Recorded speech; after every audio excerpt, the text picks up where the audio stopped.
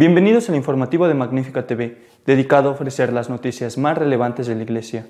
Hoy es miércoles 31 de octubre de 2018 y estos son nuestros titulares.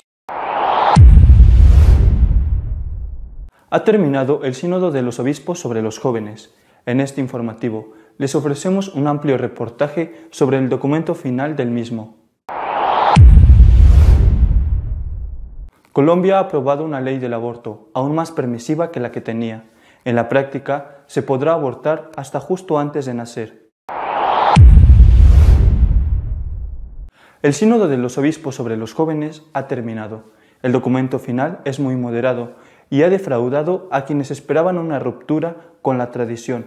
Ofrecemos un amplio resumen del mismo. El documento empieza pidiendo a los sacerdotes que dediquen más tiempo a escuchar a los jóvenes. Después, pide a las instituciones educativas católicas que afronten la relación entre la fe y las exigencias del mundo contemporáneo.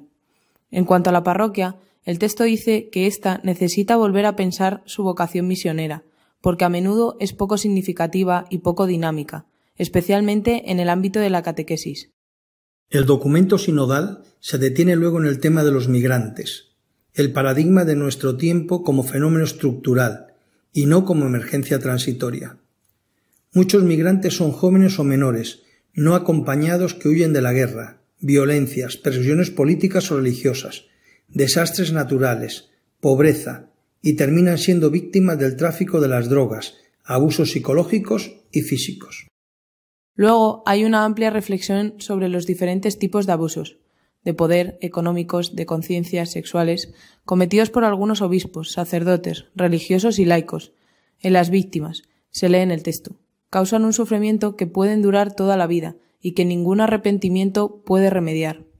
De ahí el llamamiento del Sínodo a un firme compromiso a la adopción de rigurosas medidas de prevención que eviten su repetición, a comenzar de la selección y la formación de aquellos a quienes se les confiarán tareas de responsabilidad y educación. Por lo tanto, será necesario erradicar aquellas formas como la corrupción o el clericalismo, en las que se injertan este tipo de abusos, contrarrestando también la falta de responsabilidad y transparencia con la que se han gestionado muchos casos. Al mismo tiempo, el Sínodo expresa su gratitud a todos aquellos que tienen el valor de denunciar inmediatamente el mal, porque ayudan a la Iglesia a tomar conciencia de lo que ha ocurrido y de la necesidad de reaccionar con decisión. La misericordia, de hecho, exige justicia. No deben olvidarse, sin embargo, los numerosos laicos, sacerdotes, consagrados y obispos que se dedican cada día, con honestidad, al servicio de los jóvenes, quienes pueden ofrecer realmente una ayuda preciosa para una reforma de envergadura histórica en este ámbito. Otros temas presentes en el documento tienen que ver con la familia, principal punto de referencia para los jóvenes, primera comunidad de fe, iglesia doméstica. El Sínodo recuerda en particular el papel de los abuelos en la educación religiosa y en la transmisión de la fe, y advierte sobre el debilitamiento de la figura paterna y de los adultos que asumen estilo de vida juveniles. El Sínodo valora la música como un recurso pastoral que interpela también a una renovación litúrgica, porque los jóvenes tienen el deseo de una liturgia viva, auténtica y alegre, un momento de encuentro con Dios y con la comunidad. Invita a ayudar a los jóvenes a descubrir el valor de la adoración eucarística. El tema clave es el acompañamiento.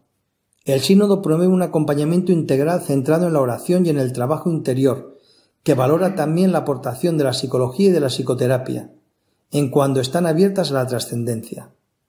El celibato por el reino, se exhorta, debe ser atendido como un don que debe ser reconocido y edificado en la libertad, la alegría, la gratuidad y la humildad, antes de la elección final.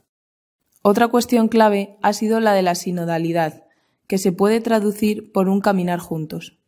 En este horizonte hay que valorar los carismas que el Espíritu dona a todos, evitando el clericalismo que excluye a muchos de los procesos de toma de decisiones y la clericalización de los laicos que frena el impulso misionero. El documento final del Sínodo trata de la misión en el entorno digital. Se espera que se creen oficinas y organismos de cultura y evangelización digital que, además de fomentar el intercambio y la difusión de buenas prácticas, puedan gestionar sistemas de certificación de los sitios católicos, para contrarrestar la difusión de noticias falsas sobre la Iglesia. El documento evidencia también la necesidad de un mayor reconocimiento y valoración de la mujer en la sociedad y en la Iglesia. Se espera que haya una presencia femenina en los organismos eclesiales a todos los niveles, incluso en las funciones de responsabilidad, y que haya una participación femenina en los procesos de toma de decisiones eclesiales con respecto al papel del ministerio ordenado. El documento se detiene sobre el tema del cuerpo, de la efectividad de la sexualidad. Dice que, a menudo, la moral sexual de la Iglesia se percibe como un espacio de juicio y condena, mientras que los jóvenes buscan una palabra clara, humana y empática, y expresan un deseo explícito de confrontación sobre cuestiones relacionadas con la diferencia entre la identidad masculina y la femenina, la reciprocidad entre hombres y mujeres y la homosexualidad. Es necesario proponer a los jóvenes una antropología de afectividad y sexualidad capaz de dar el justo valor a la castidad para el crecimiento de la persona en todos los estados de vida. Dios ama a cada persona, y también a la Iglesia, al renovar su compromiso contra toda discriminación y violencia por motivos sexuales. Igualmente, continúa el documento, el Sínodo reafirma la importancia antropológica decisiva de la diferencia y de la reciprocidad entre hombre y mujer, y considera reductivo definir la identidad de las personas a partir de su orientación sexual. Al mismo tiempo se recomienda fomentar los caminos de acompañamiento en la fe, ya existentes en muchas comunidades cristianas de personas homosexuales. En estos caminos, las personas son ayudadas a adherirse libre y responsablemente a su propia llamada bautismal, a reconocer el deseo de pertenecer a la comunidad, a discernir las mejores formas de alcanzarla. De esta manera ayudamos a cada joven a integrar la dimensión sexual en su personalidad, creciendo en la calidad de las relaciones y caminando hacia el don de sí. Las diversidades vocacionales, concluye el documento, están reunidas en la única y universal llamada a la santidad. Lamentablemente, el mundo está indignado por los abusos de algunas personas de la Iglesia, más que animado por la santidad de sus miembros. Por eso, la Iglesia está llamada a un cambio de perspectiva, a través de la santidad de tantos jóvenes dispuestos a renunciar a la vida en medio de la persecución para permanecer fieles al Evangelio. Puede renovar su ardor espiritual y su vigor apostólico. Colombia ha dado un paso adelante hacia el vacío, con la aprobación de una ley abortista absolutamente permisiva. Se permite el aborto hasta el instante mismo del nacimiento. El 17 de octubre, después de un debate de casi 10 horas, los 9 magistrados de la Corte Constitucional colombiana emitieron un fallo dividido de 6 votos contra 3, negando la ponencia de la magistrada Cristina Pardo, que busca limitar la práctica del aborto hasta las 24 semanas de gestación, por considerar que a partir de esa fecha es médicamente viable la vida del niño por nacer. La propuesta de Cristina Pardo se originó a raíz de la revisión de un fallo de tutela en la que un juez ordenó a los servicios de salud que se practicara el aborto para una mujer de 33 años, que gestaba una niña de 26 semanas, argumentando un diagnóstico de enfermedad genética que le podría causar ceguera. Vale la pena aclarar que esta sentencia de aborto no cabía dentro de las causales que despenalizó la Corte en el año 2006, pues no era fruto de violación, ni había peligro para la vida de la madre, ni tampoco existía una grave deformación del bebé por nacer que hiciera incompatible su viabilidad de nacer. Ante esta equivocada sentencia, la magistrada Pardo consideró fundamental limitar los plazos en que se puede efectuar el aborto en las 3 causales y dejarlo en 24 semanas.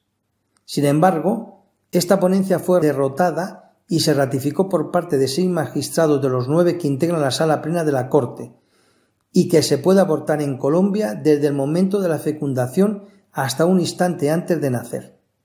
Esto, en términos médicos modernos, es sencillamente permitir el infanticidio. Nuestro editorial de esta semana está dedicado a comentar el documento final del recientemente clausurado Sínodo de los Obispos sobre los jóvenes. El Sínodo de los Obispos sobre los jóvenes ha terminado, y salvo alguna expresión folclórica como ese final, viendo a algunos obispos bailando, la verdad es que no ha causado el revuelo que se preveía. No sabemos muy bien por qué. Hay quien dice que el Papa Francisco tuvo intervenciones de moderación en una asamblea mayoritariamente liberal progresista, al modo en que actuó San Pablo VI en el Concilio Vaticano II. Otros dicen, en cambio, que esa moderación se ha debido al miedo a que las conclusiones no obtuvieran el respaldo de los 2/3 de los votos. Sea cual sea la causa, repito, no ha sido ese revuelo y esa ruptura con la tradición que algunos habían anunciado, hasta el punto de que los medios habitualmente progresistas apenas han dado importancia a las conclusiones, y ha habido varios obispos, por ejemplo el auxiliar de Bruselas, que se han manifestado públicamente muy descontentos, siendo en este caso concreto uno de los obispos que había hablado más a favor del tema de los homosexuales o del fin del celibato de los sacerdotes. Bueno, es un sínodo con algunos elementos ambiguos y, como ya dijimos con la Amoris Laetitia, o en realidad con tantas otras cosas en este pontificado, esos elementos ambiguos pueden ser leídos con un criterio de continuidad, que es lo que a mí me parece que hay que hacer, continuidad con la palabra y con el magisterio precedente, o puede ser leídos con un criterio de ruptura, que es lo que algunos, una minoría, pero algunos ciertamente están haciendo. Va a depender de la lectura de esos elementos cómo se aplique lo que en este caso el Sínodo sobre los jóvenes ha aprobado. Por ejemplo, con respecto a la mujer. Con respecto a la mujer no dice nada extraordinario, nada revolucionario, nada escandaloso. Dice que la mujer sea tenida más en cuenta a la hora de tomar decisiones. Por ejemplo, especifica a la hora de tomar decisiones y estudios sobre el papel ministerial de la mujer. Bueno, yo creo que el hecho de que haya mujeres presentes en esos organismos de decisión o de estudio no es ningún escándalo. Yo conozco teólogas muchísimo más fieles a la doctrina y muchísimos fieles a la palabra que algunos teólogos. No me asusta, por lo tanto, que haya mujeres teólogas presentes en esos ámbitos de estudio y de decisión. El problema es a quién se elige, pero no por el hecho de ser mujer. Es una persona que está a favor del sacerdocio femenino y por ser hombre está en contra. Hay entre los hombres y entre las mujeres de todo.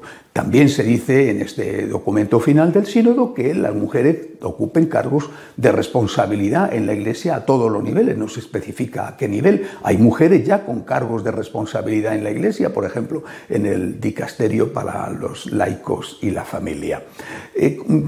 Un elemento que se esperaba que diera mucho juego en el sentido escandaloso del término ha sido el referente a la sexualidad. Es verdad que dice una frase, y esta frase puede interpretarse mal. Dice: frecuentemente la moral sexual es causa de incomprensión y alejamiento de la Iglesia, en cuanto es percibida como un espacio de juicio y de condena. Bueno, es percibida como un espacio de juicio y de condena. No dice que la moral sexual tenga que ser cambiada. Algunos podrán interpretarlo así, pero no dice eso. Puede ser interpretado como que la moral sexual tiene que ser mejor explicada, mejor presentada, para que deje de ser percibida como ese espacio de juicio y de condena. Una vez más, dependerá del criterio con que se apliquen estas cosas, pero en sí mismo reconocer que la moral sexual es percibida frecuentemente por muchos jóvenes de esa manera, pues es reconocer la realidad. Insisto, el problema a lo mejor no está en la moral sexual, sino en cómo la hemos presentado, o mejor dicho, cómo no la hemos presentado. Habla del necesario acompañamiento a las personas homosexuales. No cita el concepto personas LGBT, sino a las personas con tendencias homosexuales. Me parece que ese necesario acompañamiento es una cosa que la Iglesia ya viene haciendo y que además han insistido en ello los últimos pontífices, porque es algo de sentido común. No dice, ni mucho menos, que estas personas tengan que ser admitidas a la comunión. Dice que se haga con ellos un discernimiento para que ellos puedan ver cómo llevar a la mejor manera posible el don de sí mismo. Incluso se habla positivamente de la castidad en el marco de la valoración de la sexualidad humana. Quizá lo más extraño, podríamos decir, sorprendente, del sínodo, de las conclusiones de este sínodo, ha sido la cuestión de la llamada sinodalidad, una palabra rara, pero a la que tenemos que irnos acostumbrando, sinodalidad, que podría traducirse como colaboración o como una especie de participación en los ámbitos de toma de decisiones de la Iglesia, de no solamente los obispos, sino toda la comunidad eclesial. Avanzamos juntos, escuchamos, todos intervienen, bueno, por supuesto todos, una representación, lógicamente, intervienen dando sus opiniones. Dice el sínodo explícitamente que tienen que participar, todos los miembros del pueblo de Dios tienen que participar en los organismos deliberativos. No significa que tengan que participar con voto, y de hecho pone al propio sínodo como ejemplo, porque ahí han estado presentes, si no recuerdo mal, 37 jóvenes. Ellos no han participado con su voto, no tenían voto, pero sí han participado con su palabra, han hecho sus aportaciones. ¿Quién ha elegido a esos 37 jóvenes? ¿Son representativos de los jóvenes católicos practicantes? Esa es otra cuestión, y esa va a ser quizá la clave en el futuro. Pero el hecho de que se escuche a los laicos, se escuche a la mujer, se escuche a los sacerdotes en los órganos de decisión, a mí me parece muy positivo. Otra cosa será, insisto, si además de escuchar hay votaciones, si vamos a ir a una iglesia de tipo parlamentario, donde en función de los votos y de las mayorías se decide qué es verdad y qué es mentira y qué es bueno y qué es malo, porque si eso fuera así, si la sinodalidad fuera el principio de una especie de iglesia fragmentada en conferencias episcopales, donde cada una decide lo que quiere para su territorio, entonces eso llevaría inevitablemente a la ruptura de la unidad de la iglesia. Pero el hecho de que se diga que tenemos que escuchar, o que, mejor dicho, los obispos tienen que escuchar más a la gente en general y a los que están dentro de la Iglesia en todas sus vocaciones en particular, a mí me parece eso bastante positivo. Tienen que escuchar, hay que avanzar juntos. Después ellos serán, como sucesores de los apóstoles, los que tengan que tomar las decisiones, que es exactamente lo que ha hecho el sínodo. Me parece que es importante destacar este resultado final, yo diría que moderado, y que vamos a ver cómo se aplica, como ya he dicho, en función o con un criterio de ruptura o con un criterio de continuidad. Este documento final, suavemente ambiguo, pero no rupturista de ningún modo, ha sido elaborado por una asamblea mayoritariamente liberal progresista. Un ejemplo de ello es que en las votaciones para los obispos que formarán parte de la mesa que organizará el siguiente sínodo, ahí es donde se ve muy bien quién es quién y cómo está, digamos, la mayoría dentro de la asamblea. A Monseñor Chaput, arzobispo de Filadelfia y que había sido elegido en el sínodo anterior para esta mesa de preparación del próximo sínodo, Monseñor Chaput, un hombre claramente, abiertamente defensor de la doctrina y del criterio de continuidad con el magisterio precedente, Monseñor Chaput ha sido sustituido por el cardenal Tobin. El cardenal Tobin está, con culpa o sin culpa, yo no entro en ese tema, no tengo datos, pero ciertamente está salpicado por su proximidad al ex cardenal McCarrick, que ese sí está muy manchado con acusaciones de abusos a menores y de relaciones inadecuadas con adultos. Bueno, pues que una persona como Tobin, que ni siquiera estaba en el sínodo a pesar de haber sido nombrado por el Papa, que se negó a ir al sínodo porque dice que tenía demasiados follones en su diócesis en Newark debido precisamente a lo que había dejado allí el ex cardenal McCarrick. Bueno, pues que una persona como Tobin haya sustituido a Chaput es significativo de cómo estaba la mayoría dentro de la asamblea sinodal. Bueno, pues que con esta mayoría haya salido este documento me parece muy positivo, porque ciertamente podía haber salido algo muchísimo peor. Si ha sido el Papa, como he dicho al principio, el que ha intervenido, o ha sido el miedo a que no se consiguieran los 2/3 debido a la férrea oposición de los obispos africanos, eso no lo sabemos. Pero el resultado no es, desde luego, algo que pueda alarmarnos, aunque habrá que ver después cómo se aplica. Y siempre podemos decir que hay que aplicarlo en continuidad con la palabra de Dios y con el magisterio precedente. Hasta la semana que viene, si Dios quiere. Si desea estar al tanto de lo que va sucediendo en nuestra Iglesia, puede hacerlo en nuestra página web de noticias, www.católicosonline.org. Hasta la semana que viene, si Dios quiere.